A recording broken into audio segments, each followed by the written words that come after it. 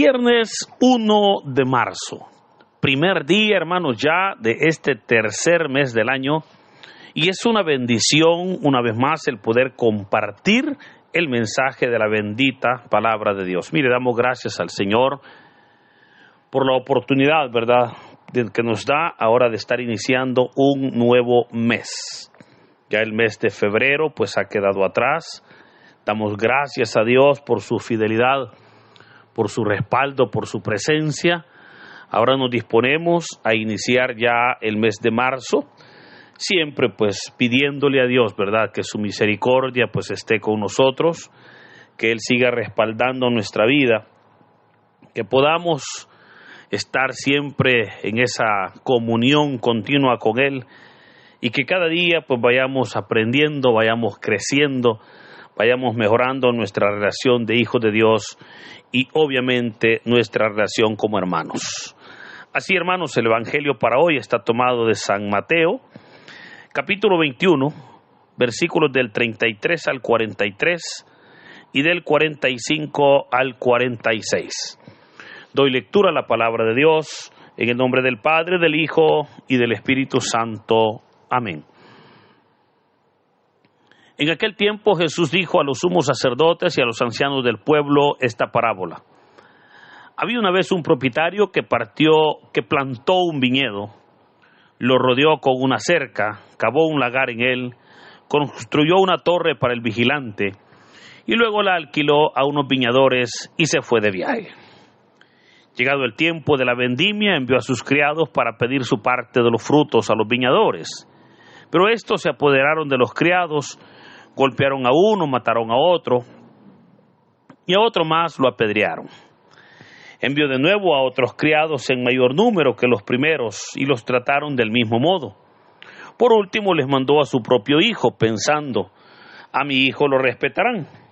Pero cuando los viñadores lo vieron, se dijeron unos a otros, este es el heredero, vamos a matarlo y nos quedaremos con su herencia. Le echaron mano, lo sacaron del viñedo y lo mataron. Ahora díganme, cuando vuelva el dueño del viñedo, ¿qué hará con esos viñadores? Ellos le respondieron, dará muerte terrible a esos desalmados y arrendará el viñedo a otros viñadores que le entreguen los frutos a su tiempo. Entonces Jesús les dijo, ¿no han leído nunca en la Escritura, la piedra que desecharon los constructores es ahora la piedra angular?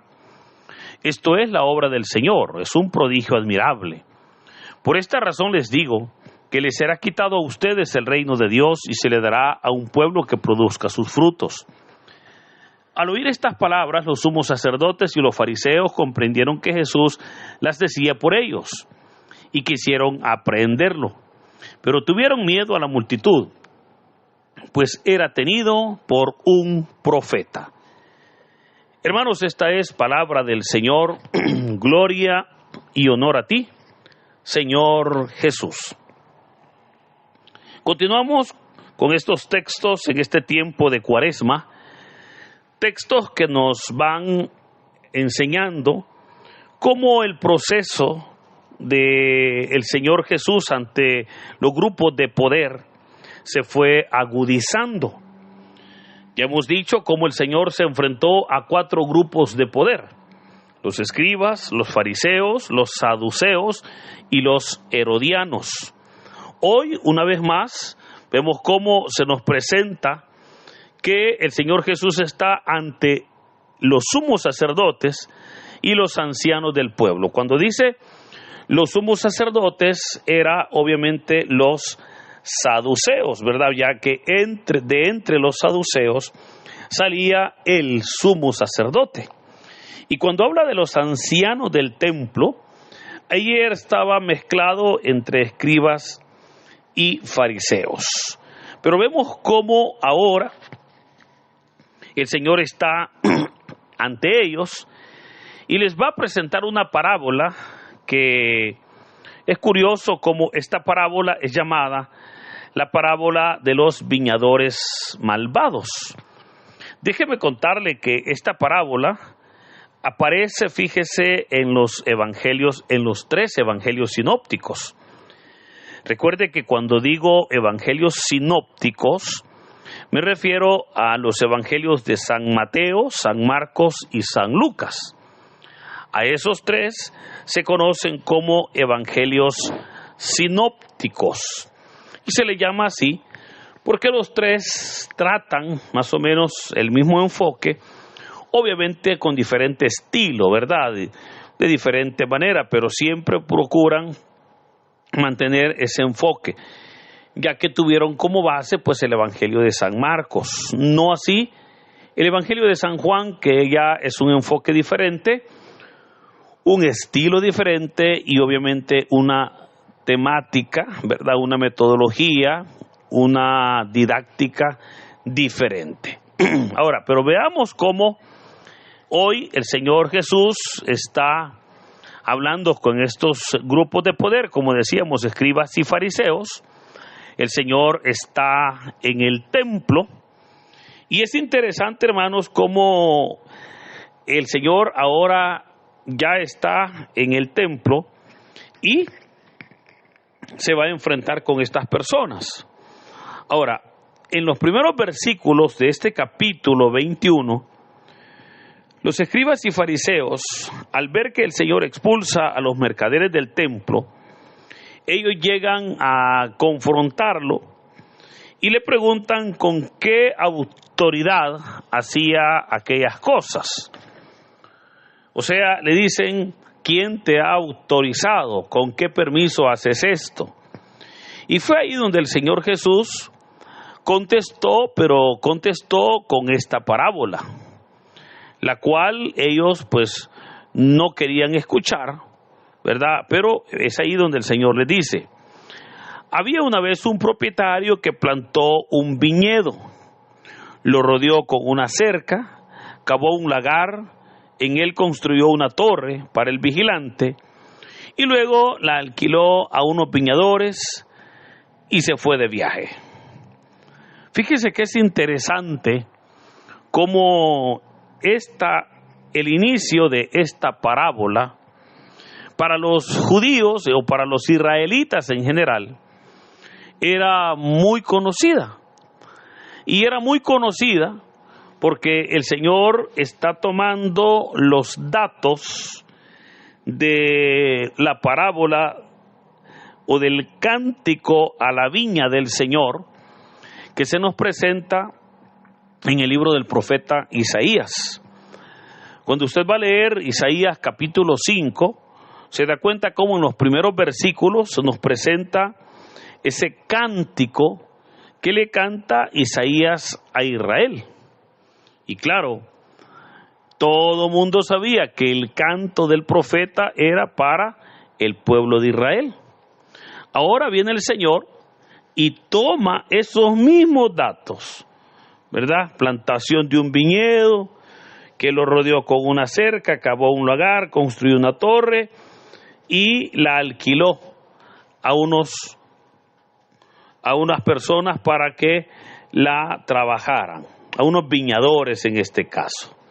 Ahora, como la similitud con Isaías es tan grande, todos los judíos rápidamente entendieron, ¿verdad?, que se trataba de Israel. Pero ahí es donde el Señor continuó diciéndoles, llegado el tiempo de la vendimia, envió a sus criados para pedir su parte de los frutos a los viñadores. Esto nos enseña, hermanos, cómo obviamente el tiempo de la vendimia o el tiempo de la cosecha implica la entrega de frutos.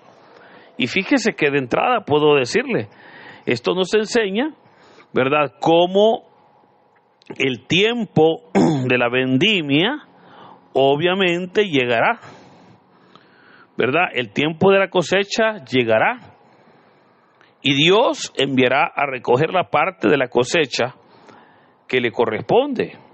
Ahora, eso es importante para todos nosotros y debemos de reflexionar por ello, porque creo que usted estará de acuerdo conmigo. Dios nos ha dado mucho para que administremos, o sea, Dios nos ha permitido poder administrar sus bienes Y cuando digo sus bienes, no me refiero solamente a el dinero, ¿verdad? Me refiero que el Señor nos ha dado, por ejemplo, una vida para que la administremos. Nos ha dado una familia, ¿verdad? Para que sirvamos. Mire, nos ha dado cualidades, capacidades verdaderamente sorprendentes para que seamos útiles.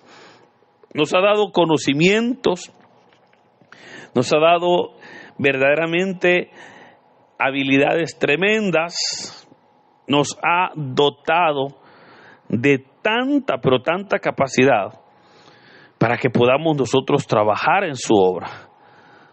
Ahora, lastimosamente el ser humano pues siempre cae, ¿verdad?, en la negatividad, siempre cae en la pena, siempre dice yo no puedo, etcétera, etcétera.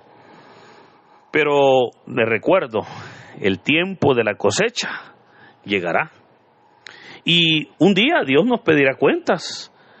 Y deberemos de entregar frutos de lo que hemos sembrado, de lo que hemos cosechado, ¿verdad? Por eso hoy puedo preguntarle, ¿qué frutos usted está cosechando? ¿Qué frutos usted está produciendo, ¿verdad?, de todo lo que el Señor le ha dado? Ahora, ante esto, creo que es importante comprender. Mire, hay una ley inviolable, fíjese, en este tema. Y es la ley de la siembra y la cosecha. O sea, esto nos dice que todo lo que el hombre sembrare, eso segará. Muchas personas quisieran cosechar buenos frutos, pero se olvidan que han sembrado mala semilla. Y si han sembrado mala semilla, no cosecharán buen fruto, ¿verdad? Ahora, luego, volviendo al texto, vemos como dice, que envió a criados por el fruto, pero estos se apoderaron de los criados, golpearon a uno, mataron a otro más lo apedrearon. Claramente sabemos que aquí el Señor está hablando de los profetas, ¿verdad? Porque cuando nosotros vamos a leer toda la lectura profética que tenemos en la Biblia, nos damos cuenta cómo los profetas, hermanos, no fueron bien recibidos. Todos fueron maltratados, todos fueron martirizados, todos murieron de una manera terrible. Vea que mismo dice, envió de nuevo a otros criados en mayor número y los trataron del mismo modo. O sea, notemos cómo lo que el Señor está haciendo acá con esta parábola es que el Señor está contando la historia del pueblo de Israel y de cómo Dios les había enviado profetas y ellos los habían matado a todos, ¿verdad? Estos profetas eran enviados por Dios pidiendo los frutos de justicia que Dios demandaba, pero ellos los habían rechazado. Y aunque claramente la Biblia no nos cuenta la muerte de la mayor parte de los profetas, no obstante, en libros antiguos de historia se nos presenta o se nos relata cómo fue la muerte de algunos de estos profetas. Cuando usted va, por ejemplo, a los libros de Flavio Josefo, es él el que cuenta, ¿verdad?, la muerte de varios. Pero una fuente más cercana es el capítulo 11 del libro de los Hebreos, donde se nos relata, ¿verdad?, por ejemplo, la muerte de Isaías, el profeta Isaías. Se sabe que Isaías murió aserrado, ¿verdad? Él iba huyendo y se introdujo en un árbol y ahí lo aserraron y ahí murió. Jeremías, ¿verdad?, según la tradición judía, se nos dice que murió apedreado por los judíos. El profeta Amós murió asesinado, ¿verdad? Él fue asesinado a golpes con un palo, con un garrote, diríamos nosotros. Juan el Bautista, hermano, murió decapitado. Los apóstoles mismos van a morir martirizados. Y vemos cómo Esto es lo que claramente la parábola está diciendo. Pero finalmente, les dijo el Señor, finalmente les envió a su hijo, diciendo: a mi hijo van a respetar. Y aquí es donde el Señor les está respondiendo a la pregunta que ellos le hicieron. Porque ellos le habían preguntado: ¿quién te ha dado la autoridad para actuar así? Hoy el Señor les está diciendo: miren, yo soy el Hijo de Dios y el Padre me ha enviado a recoger los frutos. O sea, ahí está la respuesta. Ahí está la respuesta, ¿verdad?, de lo que ellos habían preguntado. Pero el caso es que cuando los viñadores lo vieron, dice que se dijeron unos a otros: este es el heredero, vamos a matarlo y nos quedaremos con su herencia. Le echaron mano, lo sacaron del viñedo y lo mataron. Ahora, aquí fíjese que hay un dato que creo que tengo que mencionárselo, porque cualquier persona diría: bueno, pero si el hecho de que lo mataran no implica que se iban a quedar con su herencia, porque la herencia seguía siendo de la familia. Y es que fíjese que había una costumbre que tenían, o más bien una ley que tenían los romanos. Pues ellos decían que si una propiedad, los propietarios morían y no había más quien la tomara, el que la tomara era, o sea, se volvía el dueño. Ese se convertía en legítimo dueño. Por eso es que ellos dijeron: matémoslo, pues y apoderémonos de su propiedad. Y ahí es donde termina la parábola. Pero luego el Señor les va a preguntar: cuando vuelva el dueño del viñedo, ¿qué hará con esos viñadores? O sea, notemos cómo el Señor les está dando espacio para que ellos mismos ahora dicten sentencia. Esto es similar como lo que hizo el profeta Natán con el rey David, ¿verdad? Cuando llegó y le presentó el caso de dos familias, una que tenía muchas ovejas y la otra pues que no tenía ovejas, pero el que tenía solo una oveja. Y resulta pues que el que tenía muchas ovejas tuvo visita, y para atender la visita fue y le robó la única ovejita que tenía aquel otro hombre. El profeta Natán le dijo a David: querido rey, ¿qué hacemos? Y David le dijo: ese hombre malvado tiene que pagar 4 veces su error.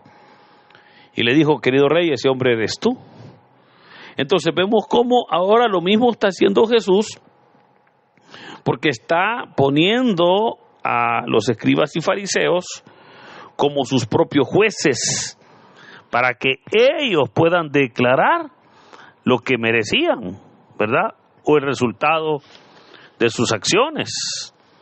O sea, ellos mismos ahora van a dictar su propia sentencia, ¿verdad? Y es aquí que ellos pues dijeron: bueno, dará muerte terrible a esos desalmados y arrendará el viñedo a otros viñadores que le entreguen los frutos a su tiempo. O sea, notemos cómo ellos mismos estaban diciendo que lo que habían hecho merecía la muerte, merecía un castigo tremendo. Y aquí es donde el Señor les dice: miren, ¿no han leído ustedes lo que dice la Escritura? Y les menciona el Salmo 68. La piedra que desecharon los constructores es ahora la piedra angular. Esta es una obra de Dios, es un milagro patente, ¿verdad? Por eso les digo que les será quitado a ustedes el reino de Dios y se le dará a un pueblo que produzca sus frutos. Notemos cómo el Señor ahora ya los identifica y les habla claro, porque les digo que les será quitado a ustedes el reino de Dios y se le dará a un pueblo que produzca sus frutos.